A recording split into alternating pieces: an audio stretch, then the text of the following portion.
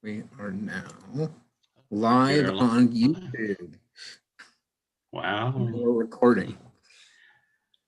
Hey, William, it's great to have you here today. I'm reminded of a conversation we had. I'm not sure exactly. It was probably the beginning, end of November, end of October, beginning of November, if I remember correctly. Yes. Mm-hmm. And you told me that you needed to raise $3,000 by the end of the week. And I think it was Tuesday, Right. probably Tuesday when you told me that. Yeah. Yeah. Can you take us back there? What was going on that? Well, thank you for I guess inviting me to be a part of this and just kind of revisiting that moment. There was a lot of things happening and not happening, in my business, in my life, and you know I would like to say that I'm not a numbers guy, right? So I got so used to like direct deposit, so right when I was working, that it was like I didn't have to physically take a check and kind of take it to the bank and do all that kind of stuff. So this money was magically in my account, right? I did some things and it just like appeared, and now there's groceries and the lights are still on and all that other kind of stuff. And there was a couple choices and decisions that were made that there was like an urgency. There was like, oh crap, the money that we have or around this time is not going to be enough. And so there's a lot of moving parts, moving to a different apartment and just a lot of expenses that I typically didn't have that were now, this is when they were due. And it was like, holy crap, I need $3,000 by Monday. And yeah, right,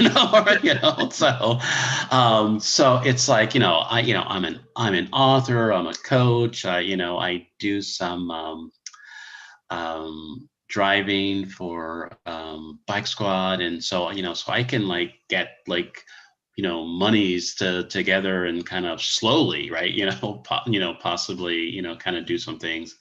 But this is, I didn't want this to seem like fast cash, right? I didn't want to do anything to get like, fast cash, because, that's never good, right? Right? At least for me. So it got to a place that it was, even sharing that with you was difficult, because it was like, you know what? I'm in accountability conversations with Steve, but it's like, I don't think we've ever talked about money, right? We've talked about all the other things that we're up to, but it was just like, oh yeah, oh, by the way, I need like $3,000 by Monday. What? Right? And this is what I feel that I need to do. I'm not stressing out about it, but I am stressing out about it.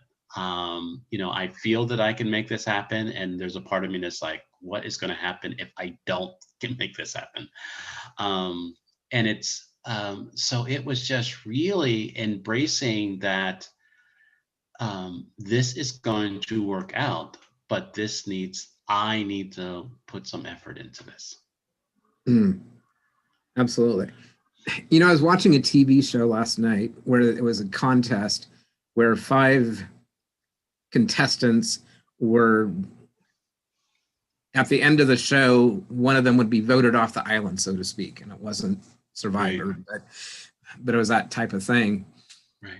And one of the contestants, all he could think about was being voted off the island.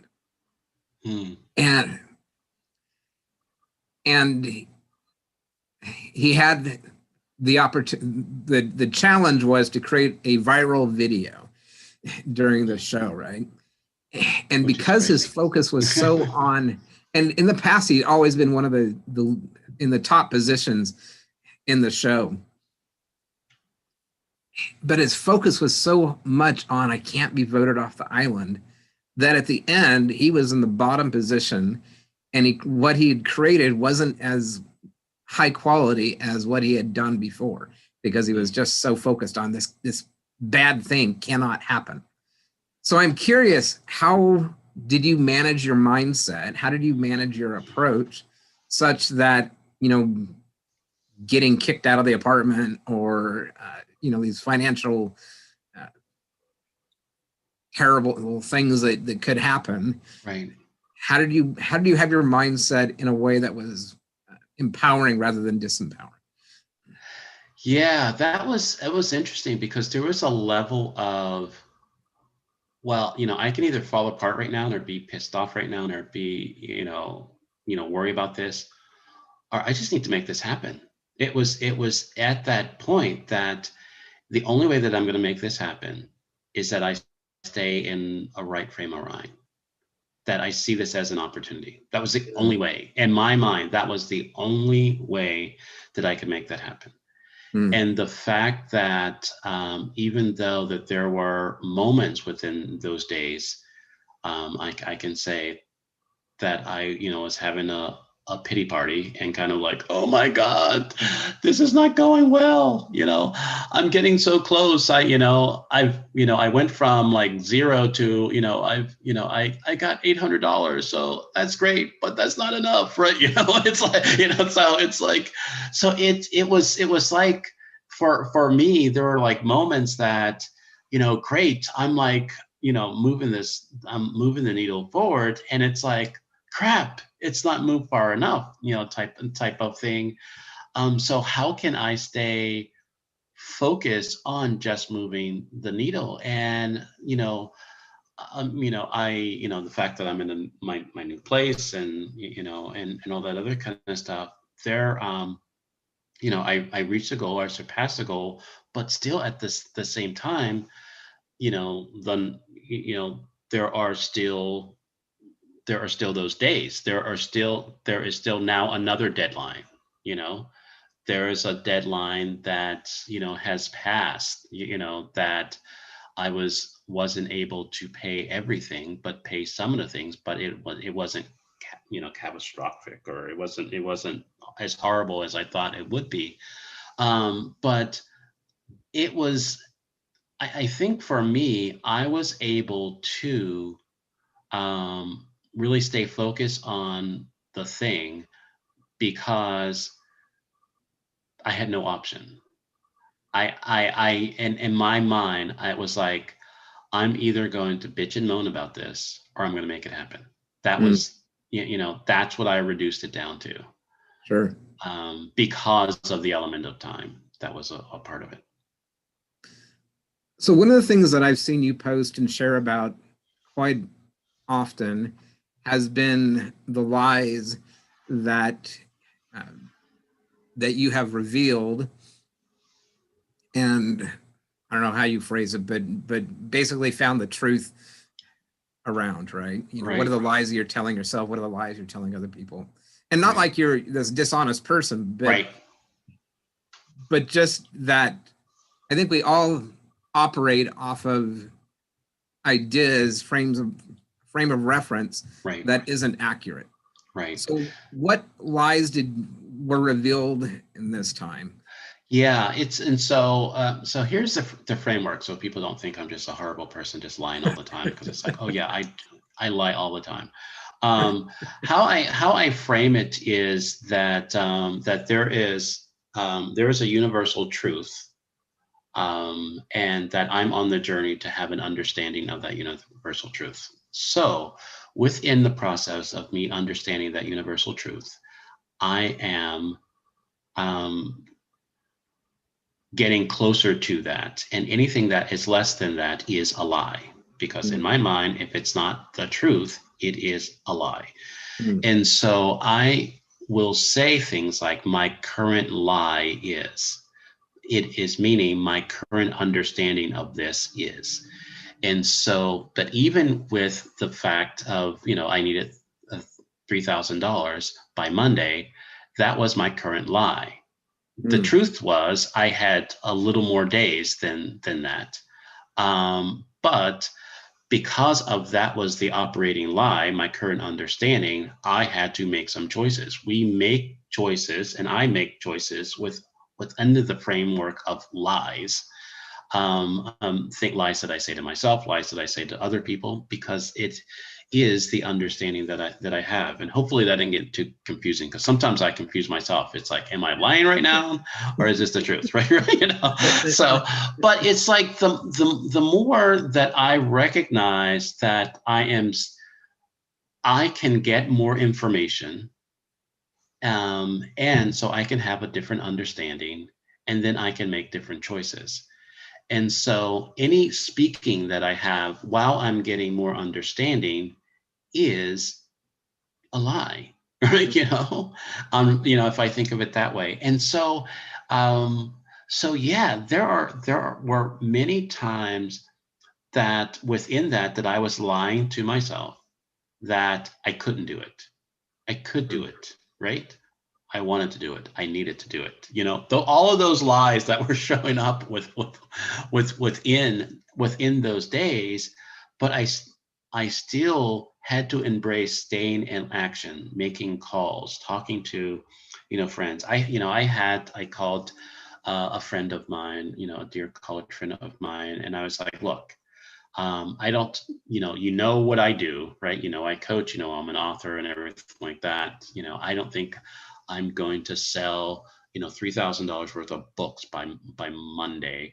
But this is the service that I can provide. These are the products that I have. I would really love for you to, um, tell some people that this is what I do, or all that other kind of stuff to kind of help me with that. And he just said, yeah, let's just,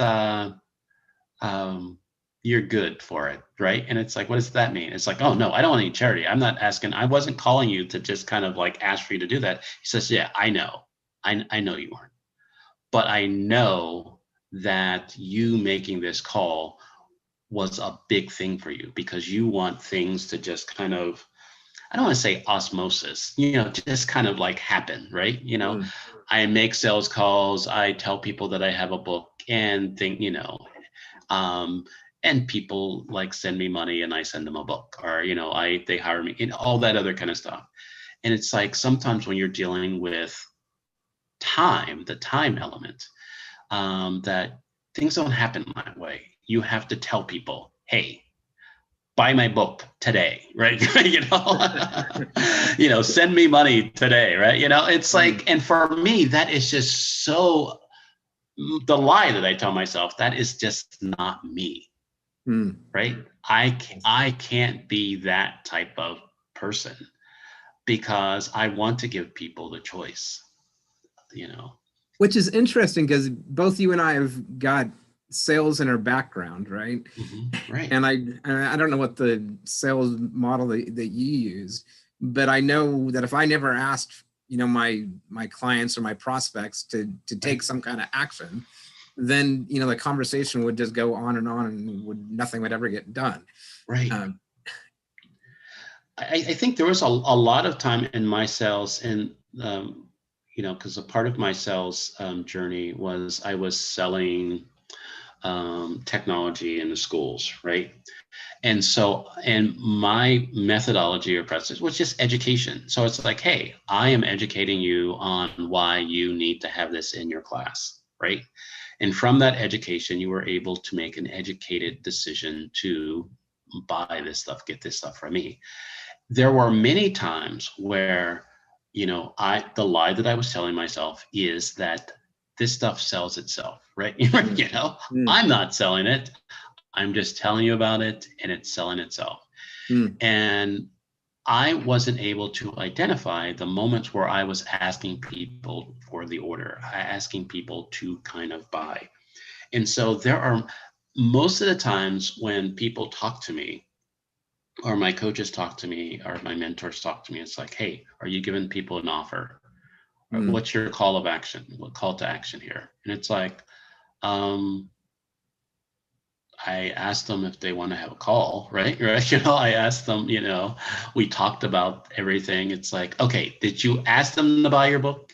It's like, I told them I have a book. It's like, did you ask them to buy the book? Right. And it's just like, well, not like that, right? I mean, it's like, well, that's why you're not selling books, right? And it's like, it's that type of thing. So yeah, so really telling myself the lie that people will like me or people will think less of me if I kind of put a demand on them. And then um, I don't have what I need to have. Mm. So Mm. so yeah. That's really interesting because I think you and I operate similarly in that regard. Is that I'm hesitant to make that call to action, as it's frequently referred to, because I don't want to jeopardize the relationship, Right. right? And the ironic thing about that is that oftentimes when I do make that call to action, when I do ask people to step up, first of all, it's not, especially when I can do it without it being about me, Right. when it's about, here's this opportunity and wouldn't your life be greater if, this were Right. true, right? Right. Instead of buying into the whatever lie that they're presenting, Right. whatever false framework that they're operating under,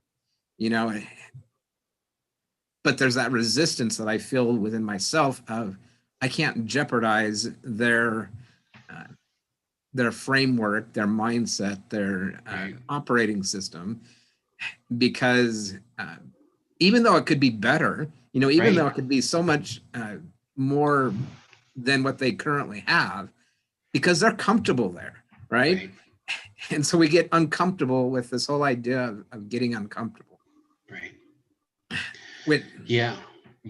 I really embrace, I'm starting to embrace, and sometimes I forget, right? Because I don't know if it's old or anything like that, is that many people want um, to have the opportunity to help you out, to buy from me, to benefit from what I have to say, and because I see it, I anytime that it feels like I ask and I'm like, oh yeah, I've been waiting for this for a while, and it's like, oh crap. I guess I should have told you this last week, right? It's like, it's that type of thing. It's like, gee whiz, people are waiting, for me to give them an offer. And I think there's a number. It's not saying that I'm afraid of the no, right? Because I have learned on some occasion that no is a process. No gets us to yes, right? Mm.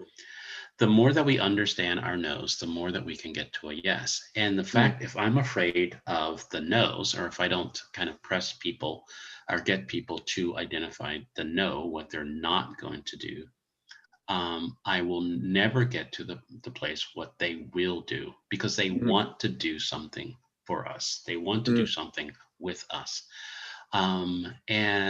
And so through this process of needing $3,000 in less than a week, I saw that yes, I have to ask. However I ask, I have to formulate an ask, and sometimes sheepishly ask. I have boldly ask, but people will do what they can do and what they want to do.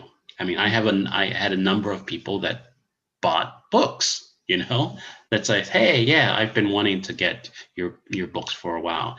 And instead of getting one book, they got a bundle or something.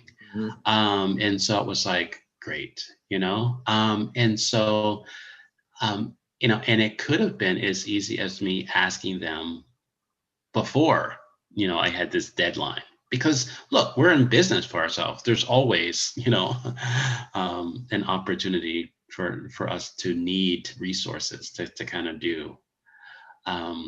there's something that I've been embracing, on my, I have a tag for the end of, my show that you've been on a couple of times. It's like the world wants you, the world needs you. And I used to say the world is waiting for you. Mm. So go be you. And recently I've changed that the world is not waiting for you. So go be you.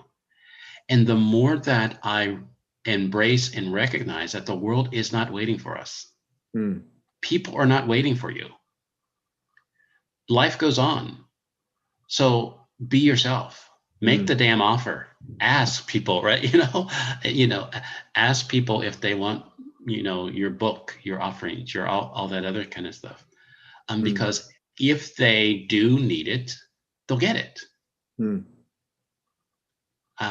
And so there's this urgency, I have said many times, on my show, and I think within, my mind, is that I say that I only have today, right? I only have this moment, but I act as if that I have a lifetime. I have, forever. Mm. I put so many things off. I kind of, meander around, and I don't feel like I have to like rush through my life, type of thing, but at least be present in it, right? Right? Not just like, oh, I'm just going to take a time out. I'm not going to like be myself today. Mm. No, the world needs you now. People need you now. My wife needs me to show up now. Mm. And, my kids. And there is, I used to busy myself with stuff, with things to keep from being myself. Mm. Wow. And it's like, I need to, be about busy being myself. Mm. Right. And So that's make how, help I us can do understand things. that distinction. So what do you mean that you're busy doing things that keep you from being yourself? Mm. It's kind of like, I have the conversation that I have around labels. And in the first book that I wrote, the children's book, Beyond the Shell. So it's kind of all connected here. The tagline or the subtitle was Finding You Beyond What Protects You.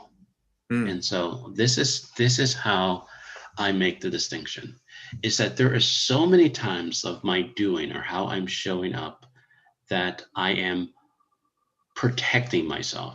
So if I show up as a dad, right? It's not what William thinks, it's what dad thinks. Mm. So this is, it's like sometimes I use that as my husband label. It's like, I'm just the husband around here, right? Right? This is what husbands do, right? Sure. It has nothing to do what William thinks to the matter. So I'm hiding behind that and I'm losing myself because of that. I'm so busy doing the husband job, right? And I don't show up as myself. Mm. And so I miss myself. I miss what I really think about it. I miss my wife misses me. Mm. I just do all the husband things and then wonder why she's like, that's not enough. Right. Right. So I'm curious as to how that showed up that week when what label had you been operating under, and what label or um, role did you take on during that period of transition? Right. I think the entrepreneur, like, it's like, to be honest, a lot of the labels were showing up because there was a level of fear that this house of cards can like just fall apart. Mm. Right. I have a level of awareness of myself, but I'm aware that this can go south very quickly. And so the entrepreneurial label showed up, like, okay, we need to sell some shit this week, right? The friend label showed up, that I need to talk to my friends, Mm. about what's really going on. The husband label, showed up that, I need to have an honest conversation with my wife, right? This is, so there was a lot of, in the Christian, vernacular, this come to Jesus moment, right? That we, that I needed to say, okay, I don't know what label needs to show up right now, but we need $3,000, right? And so as many of them, and so where I showed up within those conversations or those opportunities is that, am I going to allow the friend label to show up to make the call to my friend? Am I going to have the entrepreneurial label to show up to make the calls that I need to? And the answer was yes, because there is an understanding. I am not just that, I'm not my labels, and I am my labels. I can do those things. So recognizing that if I would have just said, okay, the entrepreneurial label will get me to $3,000. If I would have just stayed in that, I don't know if I would have made it. I really don't. Because there would have been, because there has been a lot of shame and disappointment around me selling and not selling, and how much I'm selling and how much I'm offering and how much I'm not. Sure. And so there would have been a lot of the emotional baggage of that to just get it done. And so the fact that many of the labels contributed, had, was able to, acquire some resources, right? In that week, allowed me to go, okay, we're all needed around here. Interesting. So I'm wondering, your thoughts that you've just shared make me wonder if part of moving beyond the label, part of moving beyond, the husband label, the entrepreneur label, the friend label, right, and just showing up as William, or me showing up as Steve, allows us to end the conflict between those different labels. Right. So we can just create or do or be what we need to be in that moment, right? Right. What we need at that moment, because that's the embracing that I am my labels and I'm not my labels, right? So if I didn't embrace the entrepreneurial label to kind of craft some things to make some sales, I would have dismissed him. It's like, dude, if you would have been on the job, we wouldn't be in this position, right? If I would have took that attitude about it, he wouldn't have been available to me, because he would have been, you're right, I've been slack ass over here, right? Type of thing.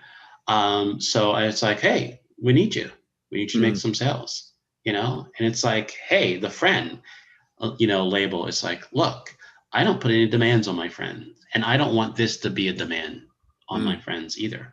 How can I have a conversation with my friends that will allow me to make this happen? And the fact that there were a couple of my friends that said, I don't need to have the story. This is what I can do. I'll do what I can. And we good. Wow. You can send me books if you want, but and I can leave them as I can give them as gifts or use them or something, or not, and we're good. So one of the things that I'm hearing in there is a level of trust, right? Right. The trust from your friends, a trust for yourself, a trust for, I don't know, the universe, or, divine timing, or right, or whatever. All that. But that by being in action, by moving forward, that somehow things work out. Right. Yeah, I think there's a level of I've said this is, and this is how I'm going to frame that. My relationships with one thing is my relationship with everything. Mm. And sometimes it's like when everything is great, you're right. I'm like, okay, yeah, that's the truth. But when things aren't, when I look at something, it's like my relationship with my calendar is horrible right now. And it's like, okay, where else is my relationships horrible? Mm. And so I look at the relationship with, the entrepreneurial label. How is that relationship? Right. And it's like, yeah, I kind of like, really hate that guy sometimes, right? I don't talk to him. I don't tell them, how I'm feeling, all that other kind of stuff. And it's just like, whoa, wow, geez. And Huh. so really the more that I'm willing to have look at my relationships with my labels and with myself, then there's a level of trust that can come up. Mm. Wow. And I'm hearing in that kind of an idea of the different roles, the different labels, the different, titles we give ourselves, being all on the same team, right? Right. Absolutely. That it's not this pushing this way and pushing this way and Right. so forth. It's just, let's move together. Let's Right. make it happen. It's that whole and complete, that there is, I am whole and complete. I invite people in my coaching to embrace that they are whole and complete. And there are some areas of my life that I am not currently aware of my completeness. Mm.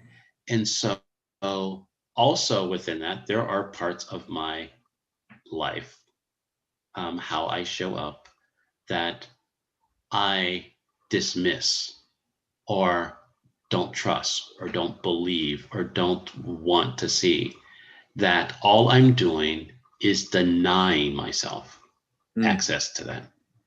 And so the more that I embrace, accept, celebrate the jerky side of me, right? Because sometimes the jerk has gotten me into trouble and the jerk has gotten me out of trouble. Mm. And acknowledge that, hey, dude, thanks. I really needed you right then, right? Or I would have been there for a while. Or, or the nice guy. There's so many times where I say the nice guy has gotten me into trouble, but being a nice guy, there's so many benefits of that. Mm. And so the more that I can embrace my completeness and embrace that all of the labels, there are some. And so when I say within the conversation of I'm not currently aware of my completeness, there are some labels that I have that I will show up as that I'm not quite aware yet. Mm. And there's a part of me that's like, holy crap, what does that mean? Right. But there's another part of me that's like excited about that. There's more of me to know. There's Nice. more of me to show up. So I want to ask a couple of things in conclusion. One, how is your life different? How is your story different after having gone through the challenge and the opportunity of that week? Yeah, I think that the main thing is how it's different is that in some cases it is a small realization that I can, if pressed, I can achieve, I can accomplish something. And the other thing that I've learned is that it's really small potatoes. There is going to come a time where that is not $3,000. It is $1 million, right? It is $2 million. And I still have the capacity to achieve that. And so it was like, it felt like that it was just like, a dry run, right? This was like, all right, this is what, you can do this. And you're going to be called on this again. Right. And it's like, it's scary, but it's like, all right, let's see who shows up to kind of make this happen, because this can happen.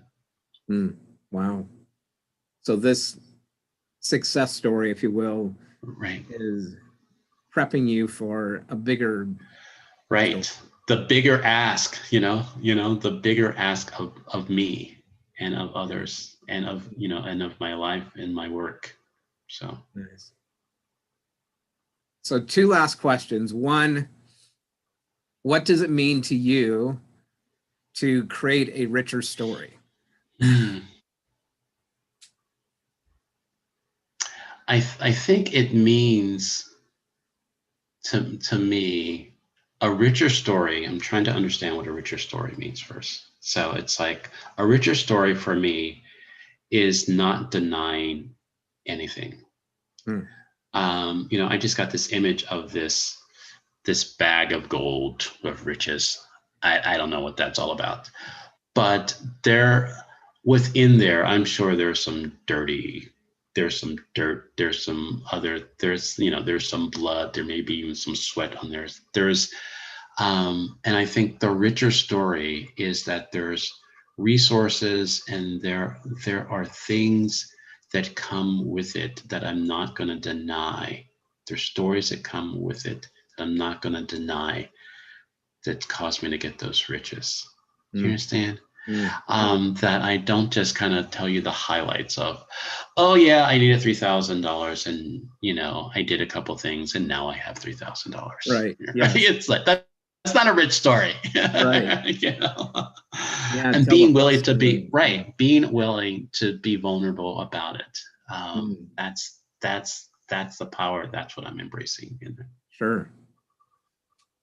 So the last question is for those in our audience who would like to engage with you more directly, how can they do that? They can do that. I'm one of those people that like to make things easy. So because I like to make it easy for myself, I make it easy for you. And you can get in contact with me by IamWilliamBrown.com. IamWilliamBrown.com. And on social media, it's I am William. On LinkedIn, or I am William Brown. On Twitter, I think that's the only place where it's I am William Brown without the O. I think the William Brown on Twitter got the O on that one. So if you find me on Twitter, it's without the O. Then you'll see my face. So yeah. Great. All right. Well, thank you for sharing your story, William. I really appreciate it. No, thank you. I think because within that, it's you helped me acknowledge my richer story. Awesome. So thank you. Thank you.